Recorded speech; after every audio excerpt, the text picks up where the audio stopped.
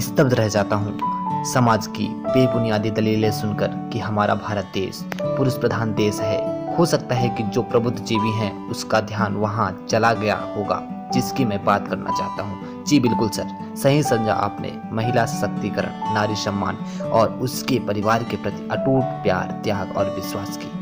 मेरा प्रश्न समाज के उन सामंती और रूढ़वादी विचारधारा रखने वाले पुरुषों से है जो शेर का मुखौटा लगाकर गीदड़ बनकर घर में छुपकर बैठे हुए हैं और आदेश पर आदेश अपनी माँ, पत्नी, बेटी और बहू को दिए जा रहे हैं।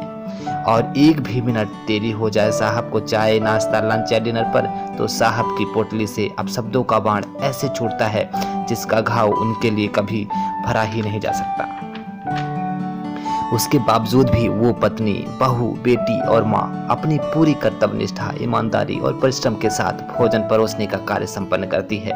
मैं पूछता हूँ कि कभी आपने खाने के बाद देखा है कि वो स्त्री जिसने इतने समर्पण के भाव से खाना बनाकर आपको परोसा, उसके लिए कुछ बचा भी कि खाली पेट ही सो गई बेचारी। उसके बाद भी ऐसे पुरुष उस स्त्री को प्रताड़ित करते हैं, झगड़ते हैं और उसके अधिकारों का हनन करना अपना हक और अधिकार समझते हैं।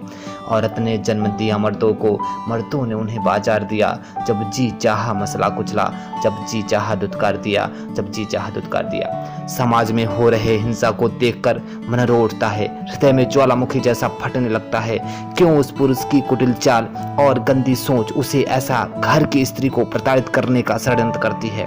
ऐसे पुरुष को समाज में रहने का कोई हक नहीं होना चाहिए जो नारी को प्रताड़ित कर उनके अपमान के लिए हमेशा आतुर रहते हैं। उस पत्नी के साहस और पराक्रम को सलाम करना चाहिए हमें जो हमारे कठिन से कठिन समय पर कभी हमारा हाथ नहीं छोड़ती। वो बहन जो खुशी से अपने भाई के लिए अपने पिता से कभी अपने अधिकार का वक्तव्य नहीं प्रस्तुत करती।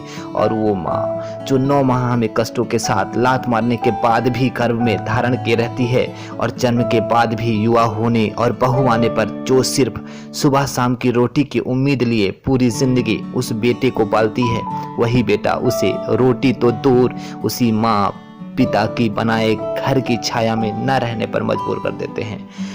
जो माँ जैसी देवी घर के मंदिर में नहीं रख सकते हैं वो लाखों पुण्य भले कर ले इंसान नहीं बन सकते हैं, इंसान नहीं बन सकते हैं। एक बार फिर से मैं समाज से उन रूढ़वादी और नकारात्मक सोच रखने वाले लोगों से विचार करने को कहता हूँ कि नारी रूपी संपत्ति जिसका मूल्य अरबों खरबों से भी कहीं ज्यादा अनमोल है, उसकी कदर करें।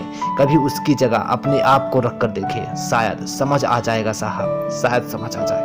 और अंत में मैं अर्पित पांडे एक संकल्प करवाना चाहता हूँ समूचे विश्व से कि हर घर में माँ की पूजा हो, ऐसा संकल्प उठाता हूँ। दुनिया के हर माँ के चरणों में ये शीश झुकाता हूँ, दुनिया के हर माँ के चरणों में ये शीश झुकाता हूँ।